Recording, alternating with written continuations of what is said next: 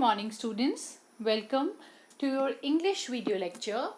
Students, as you know that in our previous video we had done a poem, okay, and we have completed the poem.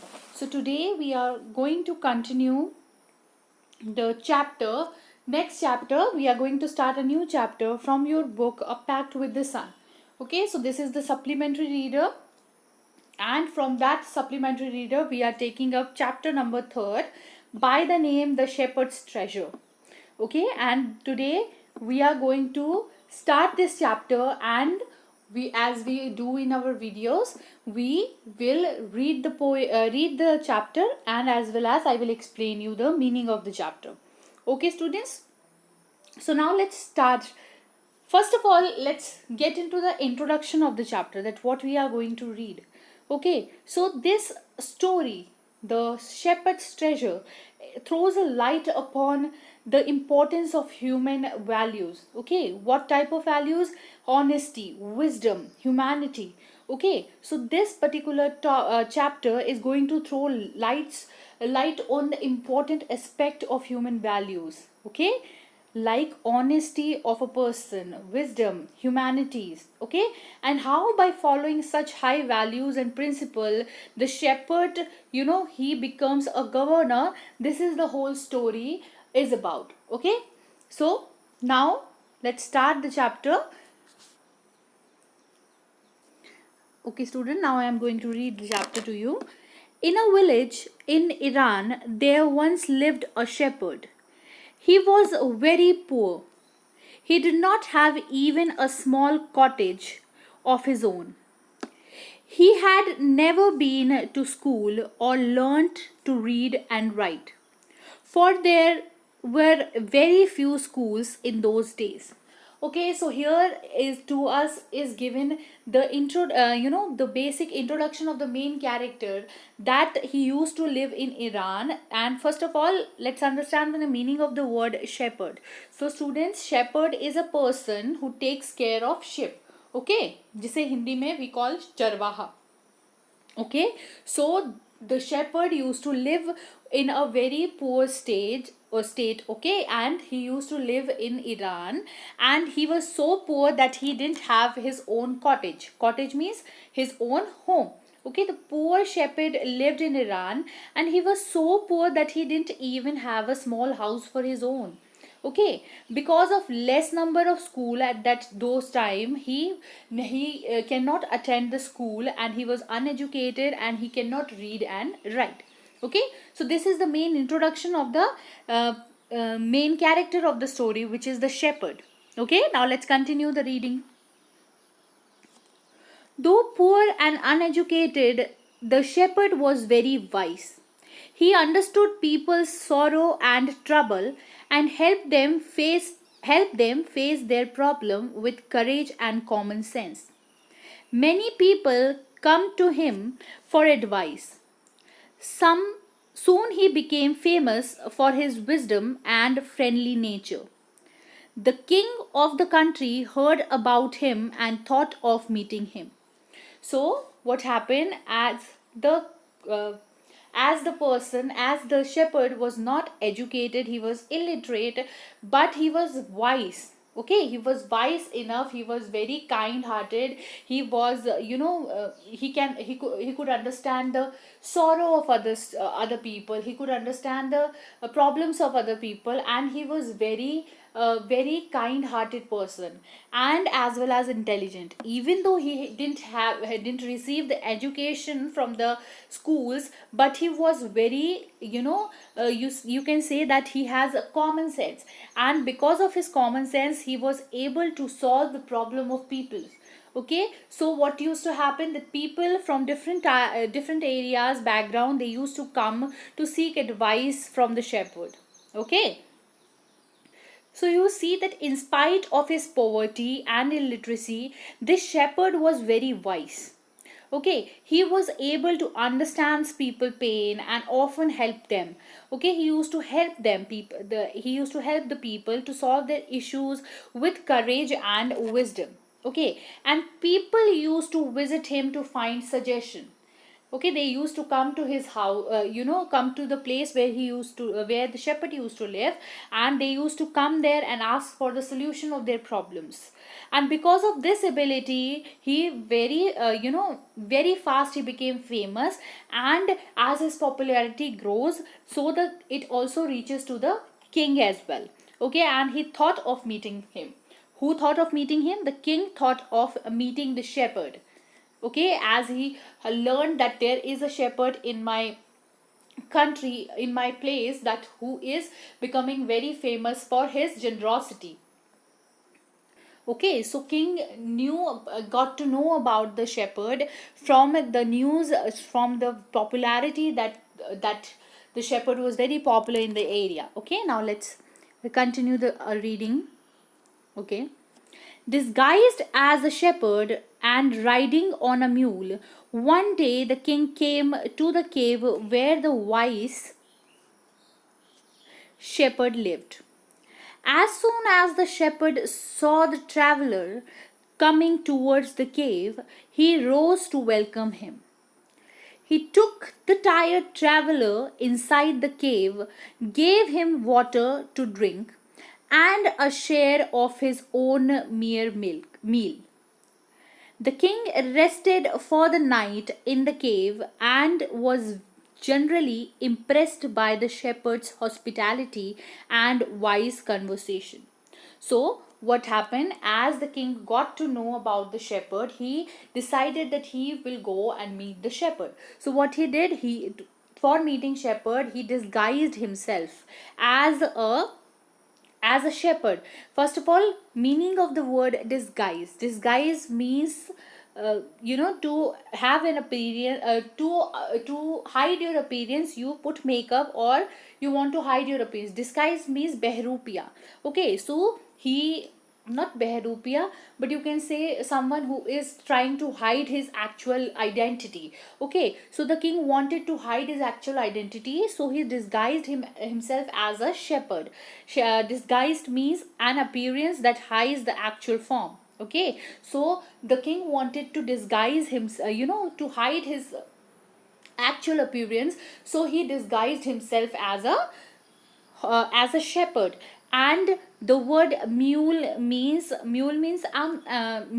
basically an offspring of male dog, a male or female horse. Okay, so he disguised himself as a shepherd, and he went to the shepherd's house. And in by hiding his true identity, the king reaches the shepherd's cave on a mule. Okay, on his horse, as you can see in this picture also.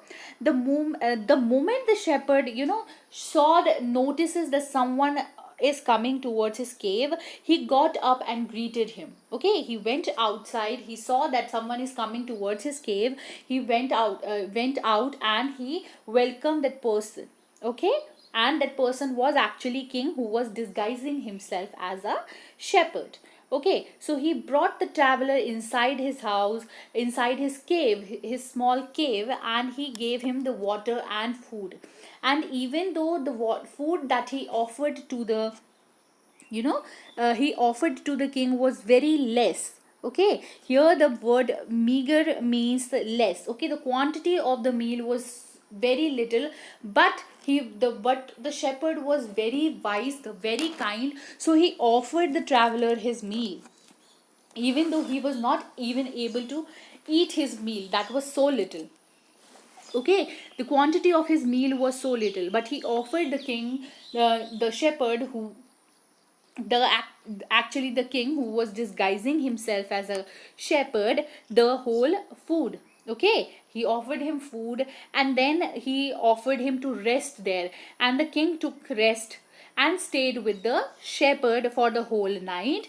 And the king was really impressed by the way in which shepherd used to have the hospitable nature towards people. He used to respect other people, and how he treated him, and how he welcomed him to live with him, and helped him, give him meal, give him food, give him everything. And he was also impressed by the conversation that the shepherd was doing. Okay, so So you see that the shepherd was very kind and generous. As the king went there as a disguised person, he offered him his food, he offered him water, he offered him to rest there. And he not only was just kind, but he was very wise about his thinking also. Okay, he has very good common sense. That's the reason that people were coming to him and asking for different type of his opinions to solve their own problems. Okay. Okay, now let's continue reading, students. Okay, wait a second. Yes.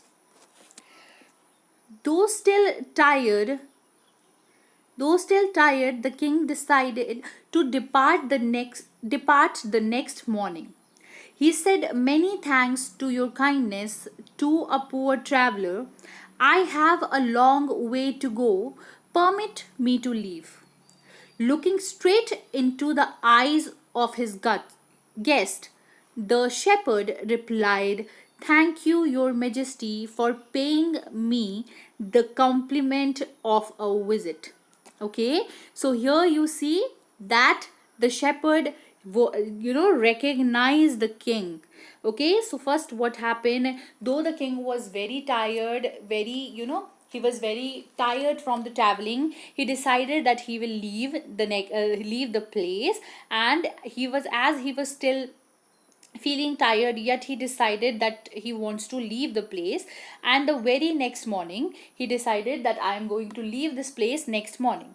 Okay, and he expressed his gratitude to the poor shepherd for his warm and kind heart. Okay, for his warmness and kindness that he has shown him. He thanked the shepherd, and he asked for his permission. He seek for his permission that now please allow me to kindly leave. Okay, and the shepherd looked straight into the eyes of the king, that guest of his, which was king, and he said to him, "Your majesty." And here the word your majesty is basically used when you are addressing the king or the someone who is on the higher position, like that. So the shepherd directly addresses the king as "your majesty" and looks straight into his eyes and expressed his gratitude for for coming to take a visit of his place. Okay, so the shepherd was able to recognize the king. So now let's read the next paragraph. The king was astonished as well as pleased. "He is indeed very wise," he thought to himself. "I need people like him to work for me." And the king appointed this humble shepherd the governor of a small district. Although rose to power and dignity, the shepherd remained as humble as ever. People loved and honored him for his wisdom, sympathy, and kind and goodness. He was kind and just to one and all.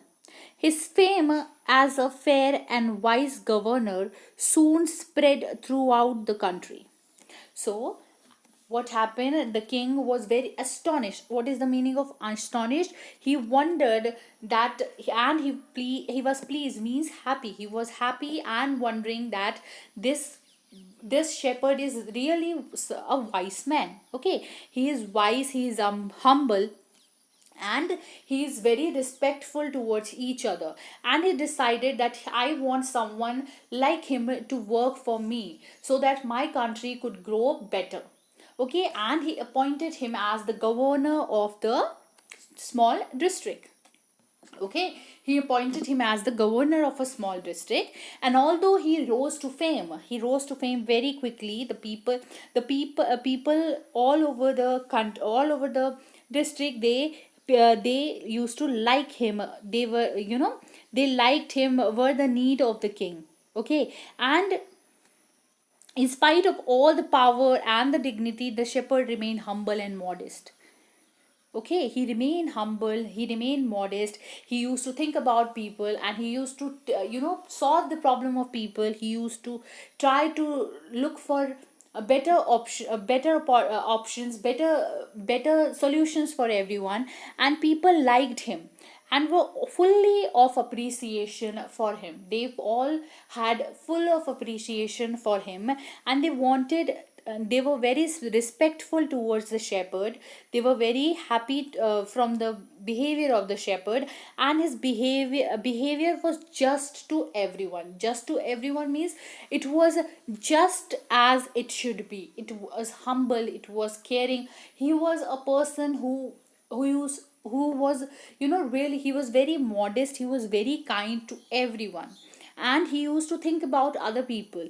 That is the quality that he had, and that's the quality that every person in the country, in the district, they used to love him. Okay, and he soon became popular as for his goodness and wise governor. Okay, he soon became famous for being the wise and good governor. Now the governors of other provision grew terribly jealous of him and began to talk to the king against him.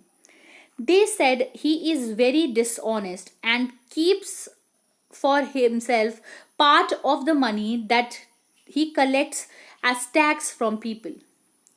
Why did he always carry with him, they added, an iron chest? Perhaps he carried in it the treasure that he had secretly collected. After all, they said mockingly, he was an ordinary shepherd and could behave no better. Okay, so students, you see that as he was becoming famous, as he was for his modesty, everyone used to like him. So the other governors in the provision, other governors who used to live in the state, the word provision means state. Okay, so the other governors in the state, they get terribly jealous. Okay, terribly means a lot. Okay, so they get they get lot of jealousy, and they wanted to, uh, to in the eyes of the king, they wanted to make shepherd a very bad person. So what they did, the governor of all the state developed jealousy for him, and they started speaking against the king, against the shepherd to the king. They started calling him dishonest and blamed him for keeping part of the taxes. Okay, they all used to say that he is a terrible person, he is dishonest, he is, uh, he is thefting the money that the people are giving as a tax. He is keeping those money with him, and they even posed a question. And what was the question? The question was that, that over his chest, okay, he has a iron chest. Okay, and they all said that that he carry his treasure in that chest. Okay, and they made fun of him, calling him a common shepherd. They used to make fun of him by calling him as a common shepherd uh, who was expert in behave in such a dishonest manner. Okay, so they were terribly jealous. So due to their jealousy, they wanted to make the king realize that the shepherd is not a good person. So they started making rumors, they started making questions about him, and they started making false rumors. They started rumors about him that he is a bad person, he is a dishonest person, he is, keeping the taxes of people. Okay, so this was the doing of all the governors who were feeling jealous of him. Okay, okay, now let's continue reading. At first, the king did not pay attention to these reports, but how long could he ignore these governors and their endless stories about the shepherd? One thing was certain, the king discovered. The new governor did carry an iron chest with him all the time. So, initially, the king paid no attention. Okay, the king paid no attention to the words, to the rumors that the governors were spreading. Okay, he was not interested in all of them. He did not believe that the governor carried an iron chest with him. He thought that he must inquire about the reason for carrying an iron chest with him all the time. So he was thinking to himself, he was first of all not paying attention to the rumors that were spreading all over the country.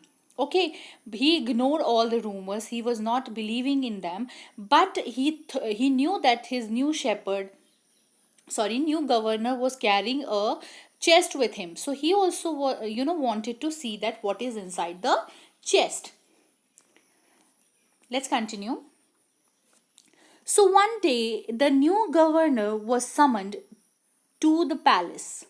He came riding on his camel, and to everyone's delight, the famous iron chest was the fastest securely behind him on the camel's back. Okay, so what happened? Thus the king decided that he will call the governor. So he was summoned. Okay, the governor was summoned, that the king wants to meet him, and to he came to visit the king on sitting on a camel. Okay, and to everyone's delight, to everyone's joy, to everyone's curiosity, as they wanted, and they were talking about the chest behind the back of the shepherd. So they saw that the iron chest is behind on the back of the camel, and they all were very delighted to see that the chest is also with the shepherd. Okay, now the king was angry. He thundered, "Why do you always carry this iron chest with you? What does it contain?" The governor smiled. He asked his servant to bring in the chest. How eager the people standing around waited for the shepherd to be found out. But how great was their astonishment, and even of the king himself, when the chest was opened. No gold, no silver, no jewels, but an old blanket was all that came out. Holding it up proudly, the shepherd said, "This, my dear master, is my only treasure. I always carry it with me." So, what happened? As the shepherd came to visit the king after the summon, all the people, they wanted to see that what is inside the iron chest. And when the king saw that the iron chest is still carried by the shepherd, he felt very angry, and in that anger he started shouting at the shepherd. And in his anger he asked him that what is inside this iron chest, I want to know. And the governor, the shepherd, he smiled very normally. He smiled to him, and he asked his servant to bring the chest. And how all the people in the darbar, they were so eager to see that what is inside the chest.